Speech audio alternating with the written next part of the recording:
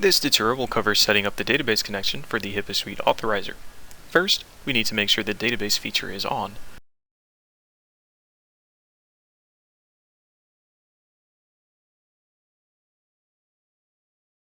Save and close the screen. Now, the database options are enabled.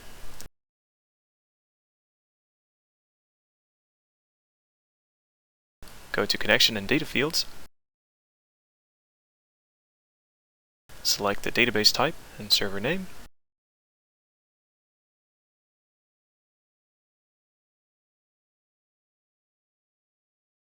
The database name.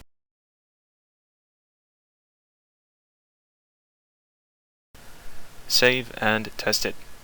Here we see we have success establishing a connection to the database, but I don't have the tables, so I'll create those. Click on the text here, and this window presents the table scripts. We choose Microsoft SQL Server and execute the scripts for the tables.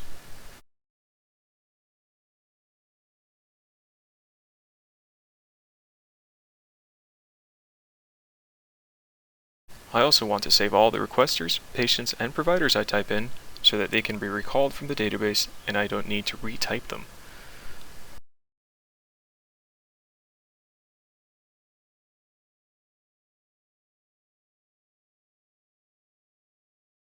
We test once more and the tables are verified.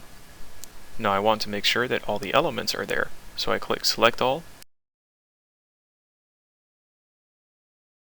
and test the configuration. It is successful and the database is now configured.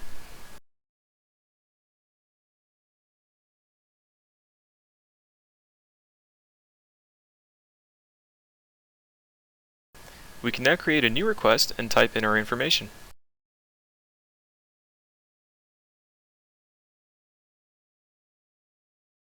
The first tab is the requester.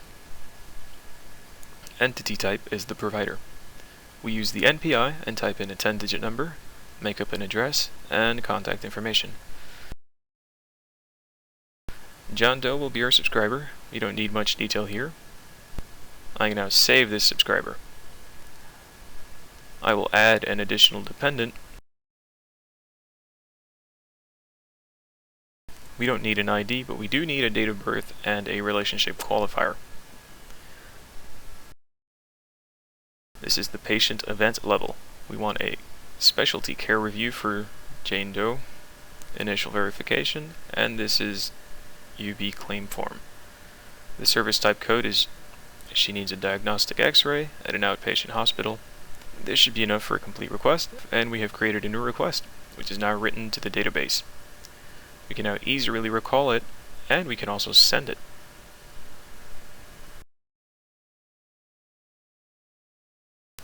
And in order to do that, I need EDI Exchange enabled. I will now set up EDI Exchange. Go to Create EDI Exchange Tables.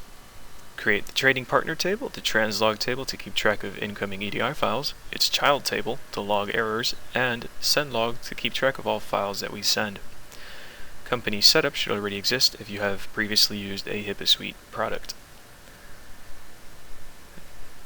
For EDI Exchange setup, we need to specify a central path for all EDI files. I want to validate all outgoing EDI files, and I save and I initialize EDI Exchange. After installing and configuring EDI Exchange, I need to restart the authorizer. I will now go back to the previously made request, and I see I am now able to send it to a trading partner. I will now quickly create a test trading partner to send the request to.